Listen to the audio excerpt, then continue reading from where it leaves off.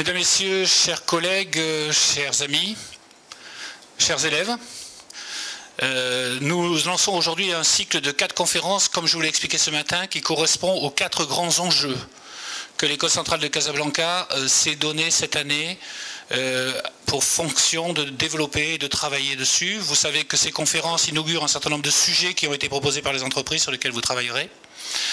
Je vous rappelle, comme c'est marqué ici, mais ça se voit mal, les 4 grands enjeux que Centrale Casablanca a décidé de prendre cette année.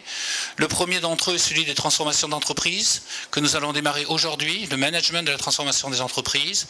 Le deuxième sera lancé lundi par M. Khalid Safi sur les écocités et le développement durable.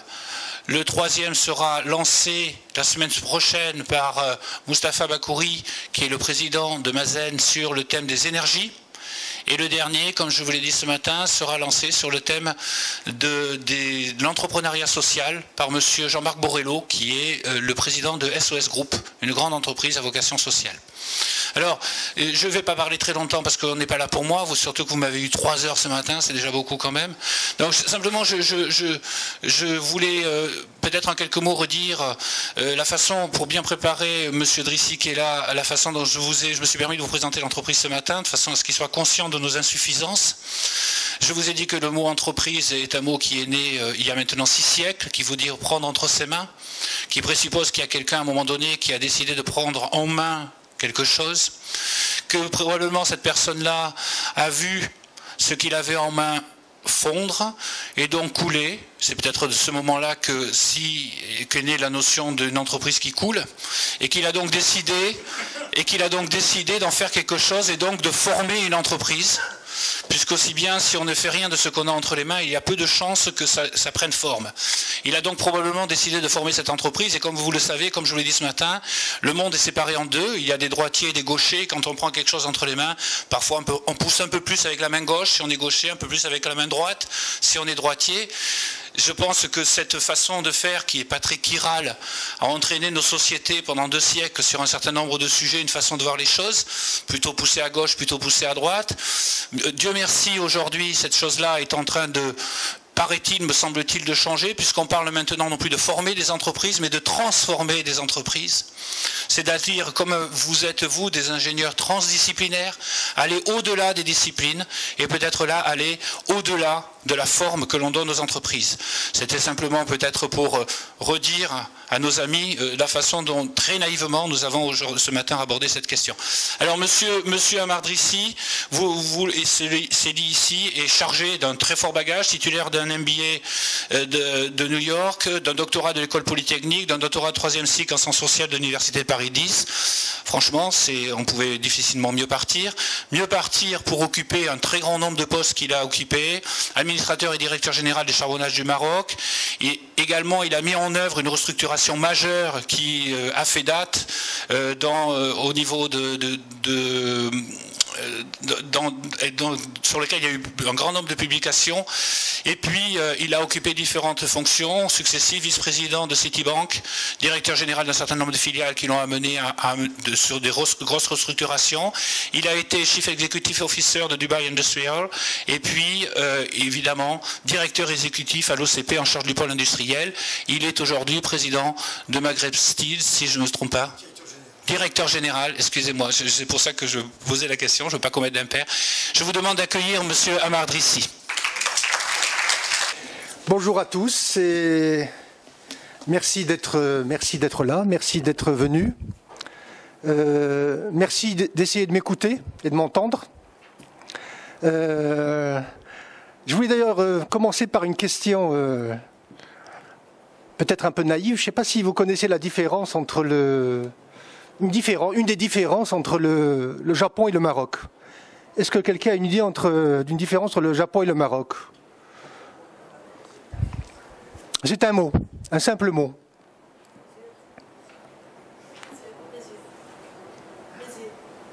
J'ai pas entendu. Les yeux. On a des yeux bridés aussi dans l'Atlas chez nous.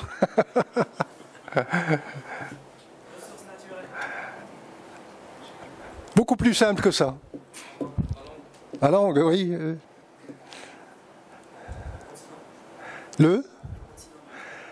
Beaucoup plus simple. Je vais abréger la souffrance. La simple différence, c'est le mot merci. Le mot merci. Au Japon et dans les sociétés japonaises, il y a une profusion statistique du mot merci. Arigato, arigato. On entend que ça sans arrêt, du matin au soir. Les gens disent merci et se remercient sans arrêt. Chez nous, dans les sociétés où j'ai travaillé, dans beaucoup de sociétés, le mot merci est beaucoup plus rare. On remercie rarement. On est chiche avec le merci. Parfois même, on est avare. Et le mot merci est important. C'est un mot qui veut dire je te remercie, je vous remercie d'être là. C'est-à-dire que je vous valorise, vous avez une valeur, et je vous reconnais.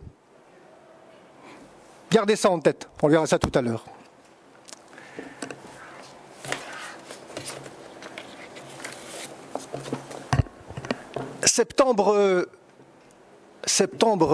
Non pas septembre 2015, septembre 1938. Septembre 1938, on a un homme d'État anglais, Premier ministre de Sa Majesté, qui s'appelle Chamberlain. Vous avez peut-être entendu parler.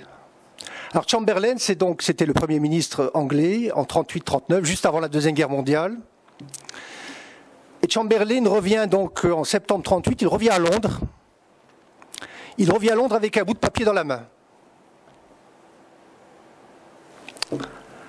Il revient à Londres avec un bout de papier, et ce bout de papier, c'est quoi? Ce bout de papier, c'est ce qu'on appelle les accords de Munich. Quelques jours avant, Chamberlain a été rencontrer Hitler, qui lui a dit « Je suis un homme de paix. Je suis un homme de paix. Je suis prêt à faire la paix avec vous pour un siècle, 2 siècles. » Et Chamberlain l'a cru, Chamberlain a été séduit, et donc ils ont signé un papier, traité de paix, dans le cadre d'une politique d'apaisement. Et donc Chamberlain revient à Londres avec ce papier à la main, et à Londres, il est accueilli par 1 million de personnes. Et il dit aux gens, je vous apporte la paix. 1 million de personnes. Entre l'aéroport et la cité, il met pratiquement 2 heures, tellement il y a une foule, il y a un enthousiasme extraordinaire, parce que les gens pensent et croient qu'il apporte la paix. Et il dit même aux gens, rentrez chez vous et reposez-vous. Vous connaissez la suite de l'histoire, évidemment. C'est que dans les jours, dans les semaines, dans les mois qui viennent, Hitler envahit la Tchécoslovaquie, casse la Pologne en 2 et se prépare à envahir toute l'Europe. Alors face à cela, il y avait donc Chamberlain, mais face à ça, il y avait un autre monsieur qui s'appelle Churchill, qui avait dit « L'Angleterre avait le choix entre la honte et la guerre. Elle a choisi la honte et elle aura la guerre. » Alors tout ça pour vous dire quoi? C'est quoi la morale de cette histoire? C'est que les valeurs sont importantes. Les valeurs sont importantes. Les valeurs, c'est un peu la colonne vertébrale. Les valeurs, c'est un peu ce qui permet de tenir debout dans la tempête, et c'est ce qui permet de gagner dans le long terme. Voilà un petit peu juste un peu une mise en bouche, une mise en appétit, si vous voulez. Et on rentre dans la transformation d'entreprise, et le management de la transformation d'entreprise. Ou plutôt, avant de rentrer dans la transformation d'entreprise, j'ai envie de vous dire, et c'est un peu ma façon de procéder, regardons ce que n'est pas la transformation d'entreprise. Très souvent, on se précipite sur les choses, les phénomènes, et on essaie de les attraper. Essayons de voir ce que la transformation d'entreprise n'est pas, ce qu'elle n'est pas. Parce qu'on a sûrement tous beaucoup d'idées fausses, beaucoup de leurres sur la transformation d'entreprise, et c'est important de faire le ménage avant de construire quelque chose. Alors, la transformation d'entreprise, certains pensent que la transformation d'entreprise, c'est, par exemple, la certification.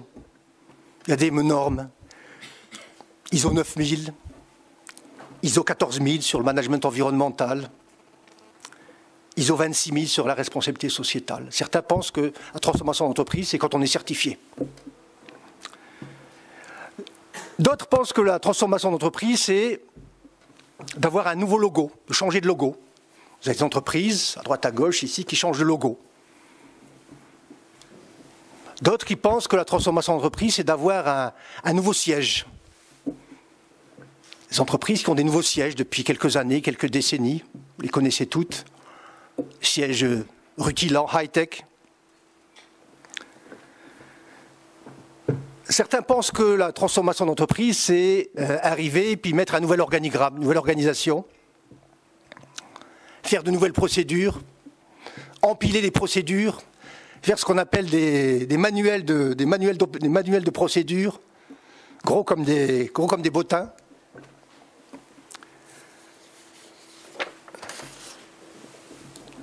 D'autres pensent encore que la transformation d'entreprise, et là je vous demande de ne pas rire, parce que ce sont des choses vécues, je ne parle que de choses vécues et d'expérience. Certains pensent que la transformation d'entreprise, c'est recruter des hôtesses en mini-jupe, des hôtesses d'accueil, ou des standardistes. C'est des choses que j'ai vécues, qu'on a vécues. D'autres encore pensent que la transformation d'entreprise, c'est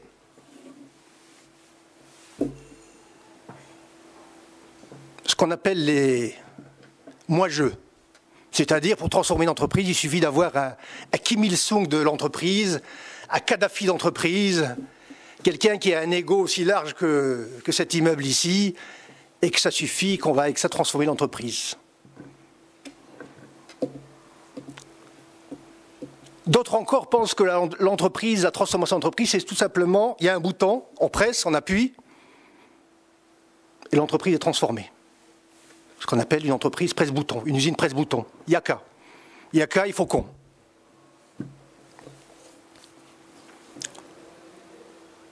D'autres encore, alors là j'avais préparé un contre-exemple là-dessus, mais je pense que ça prendra trop de temps. D'autres encore pensent que transformer l'entreprise, c'est faire une présentation PowerPoint. J'ai ici une présentation de transformation d'entreprise dans laquelle il y a pratiquement 125 slides. Avec des traits, des flèches, des cercles, des carrés, des rectangles, etc., etc. Certains pensent que ça, c'est la transformation d'entreprise. Et il n'y a qu'à appliquer ce qui est... Alors tout ça, évidemment, c'est bien de le démystifier, c'est bien de le décoder, parce qu'évidemment, tout ça, c'est des leurres. Tout ça, c'est de la gestion de l'image, c'est la gestion des apparences, c'est de la com, au mauvais sens du terme. C'est ce qu'on appelle chez nous en arabe le madahir, les apparences, la gestion des apparences, avec une substance évidemment égale à 0, voire négative. Il faut être capable de démystifier ça, il faut être capable de ne pas être dupe de ça. Parce que malheureusement ça existe, et beaucoup de gens vont vous faire passer n'importe quel gadget, n'importe quel truc cosmétique pour de la transformation d'entreprise. Changement. Restructuration.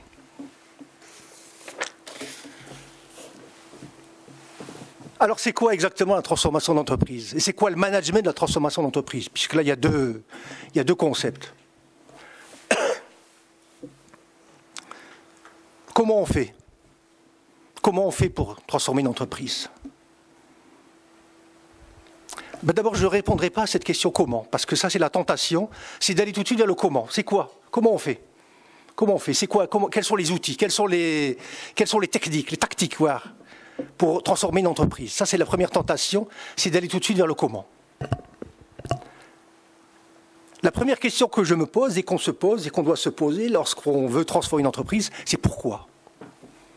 C'est comme ici d'ailleurs, pourquoi on est là? Pourquoi on est là ici aujourd'hui? Pourquoi on est là ensemble? Quel est l'enjeu? Eh bien, c'est la même chose pour la transformation d'entreprise. De quoi on parle? Quel est l'enjeu? Pourquoi c'est important? Pourquoi c'est même vital? Et pourquoi d'ailleurs c'est la première conférence aujourd'hui, ici à Centrale? Ma langue a fourché.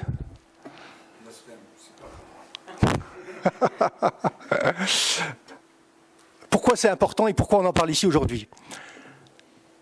Ben, on en parle parce que les entreprises sont mortelles. On en parle parce que transformer une entreprise, c'est un enjeu de vie et de mort. Les entreprises sont mortelles. Elles peuvent mourir. Le meilleur exemple de ça, et je vous invite un jour à aller faire un tour dans la banlieue industrielle de Casablanca, vous verrez toutes les usines qui sont fermées. Des usines fantômes. C'est impressionnant. C'est même pathétique d'ailleurs. Il y a plein d'usines qui sont fermées. Elles sont fermées parce qu'elles n'ont pas été transformées, n'ont pas été restructurées. Elles ont été mal gérées. Il y en a qui sont connus. General Ty. Allez du côté de Zenata, vous allez voir General Ty. C'est un truc fantôme, ça fait peur. D'ailleurs, le mot Ty est tombé, il ne reste plus que général. Un général de je ne sais pas quoi, mais un général de...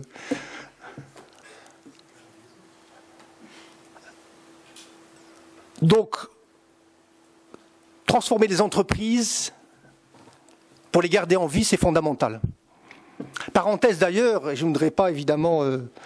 je sais qu'il il y aura une conférence sur l'entrepreneurship et la création d'entreprises. Créer des entreprises, c'est important. Et c'est un peu aujourd'hui un effet de mode. Tout le monde essaie de regarde, se concentre sur la création de nouvelles entreprises. Moi, ce que je vous dis ici aujourd'hui, c'est que maintenir les entreprises qui existent, c'est aussi pas mal. C'est aussi pas mal. C'est pas facile.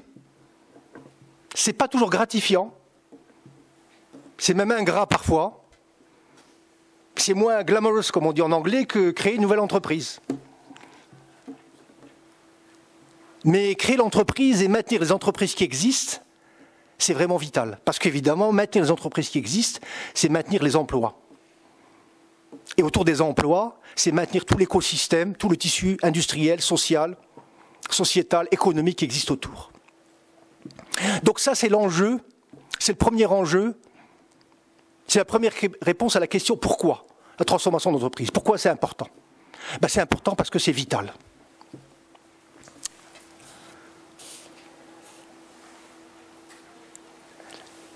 En réalité, j'ai parlé du pourquoi, je devrais parler des pourquoi au pluriel. Il y a plusieurs pourquoi. Ce n'est pas le seul. Ça, c'est celui au niveau qui touche la survie même de l'entreprise. Une fois qu'on a parlé de la survie de l'entreprise, qu'on l'a assurée, il y a une deuxième raison à la transformation d'entreprise, qui est une raison, je dirais, elle ne vient pas après forcément. En réalité, là, je fais un exposé linéaire avec A, B, C, 1, 2, 3, mais dans la réalité, on en reparlera tout à l'heure, les choses ne viennent pas forcément dans l'ordre. Là, je parle de la survie, ensuite je dis, maintenant, je vais parler de quoi? De l'ambition. On transforme une entreprise aussi parce qu'on a une ambition. On a une ambition.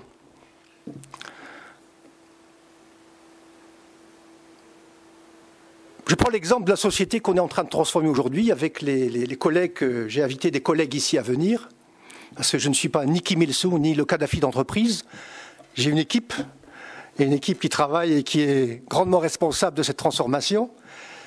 Et tout à l'heure, d'ailleurs, dans l'interaction, j'espère qu'ils seront présents et ultra présents.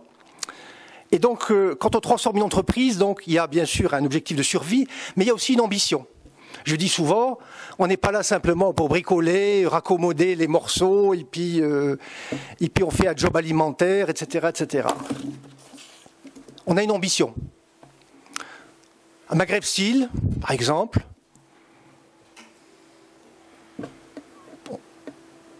une de nos ambitions, c'est que l'entreprise devienne un levier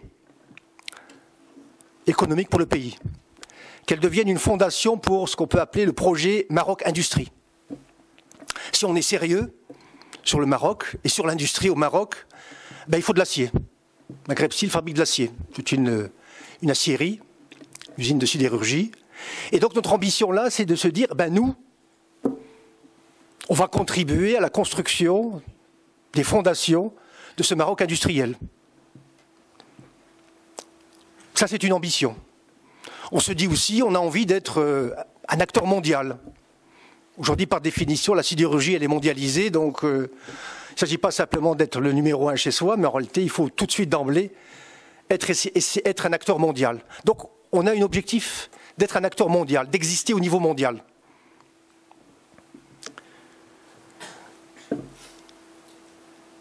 On a aussi une autre ambition, par exemple, c'est l'acier est une industrie qu'on appelle industrialisante. Donc en réalité, elle est en amont de beaucoup d'autres industries. Aujourd'hui, quand vous voyez le développement de l'industrie automobile au Maroc, PSA qui va s'installer, Renault qui est déjà là, et bien là, on se dit, tiens, Maghreb-Sil a un rôle important à jouer. Elle doit être la première entreprise en phase avec ses constructeurs mondiaux. Elle est déjà mondialisée, elle peut être mondialisée ici même au Maroc. Ça, c'est important. Ça, c'est une ambition. C'est une raison d'être, une raison d'exister qui dépasse simplement la simple survie au niveau le plus élémentaire.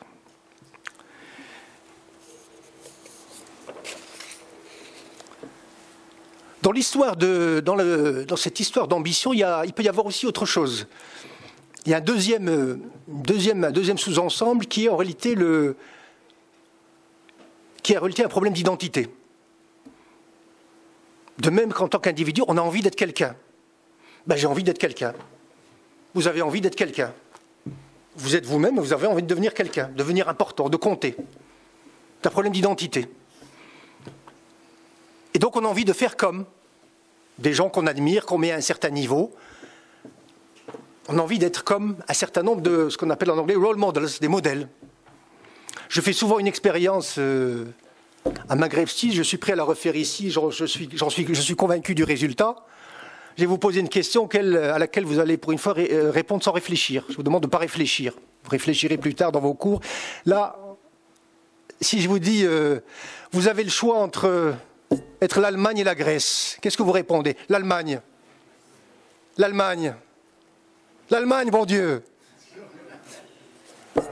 La Grèce. Très bien, merci pour la Grèce. J'espère qu'il n'y a pas d'amis grecs ici.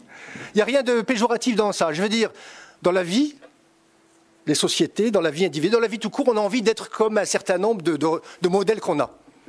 C'est clair qu'aujourd'hui, quand on voit la situation économique, politique, etc., avec tout ce qui s'est passé au niveau européen, et c'est un test que j'ai fait en entreprise, j'ai fait à Maghreb-Sil, et évident que la majorité ont envie d'être comme l'Allemagne.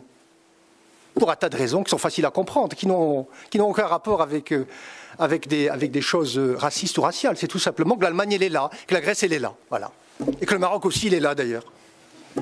Donc, vous voyez, faut qu'on soit...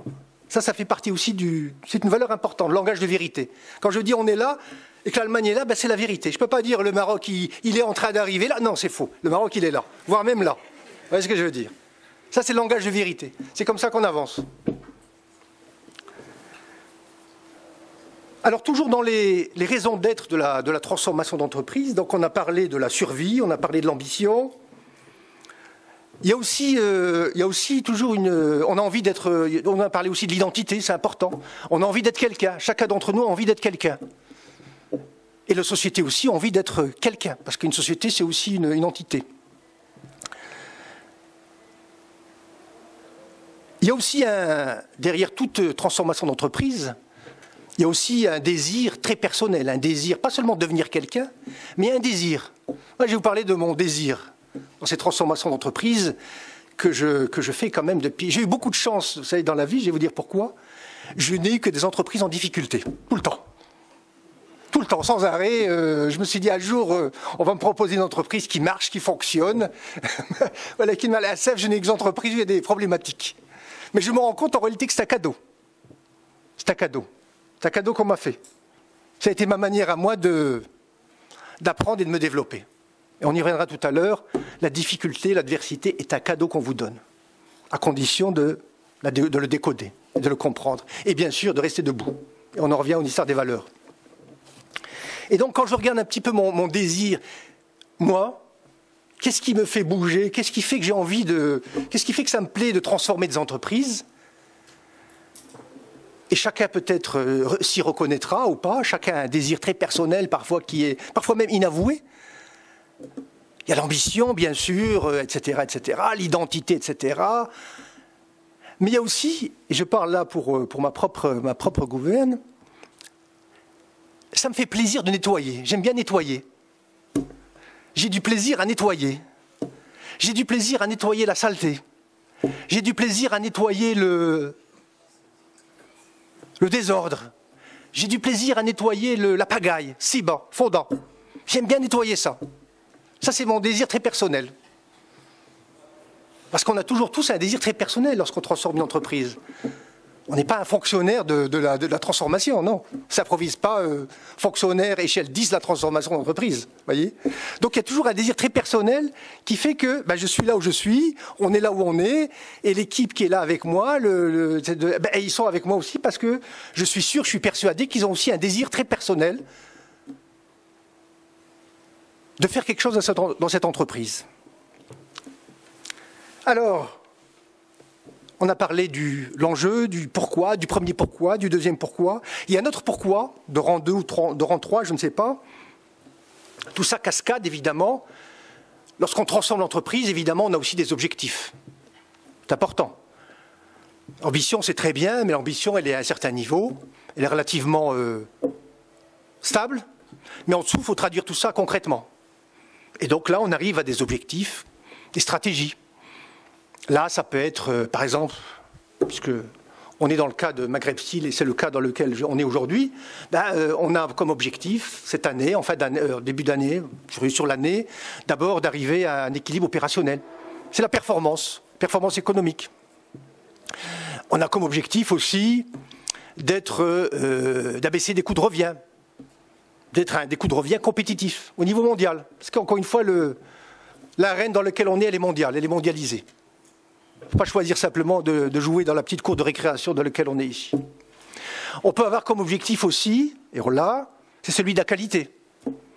Sans qualité, on n'existe pas. Sans qualité, on n'existe pas aujourd'hui. Quand on dit le coût, en réalité, c'est le coût qualité. Ça va de pair, ce n'est pas quelque chose qui est séparé. On a des ambitions aussi, des objectifs de part de marché.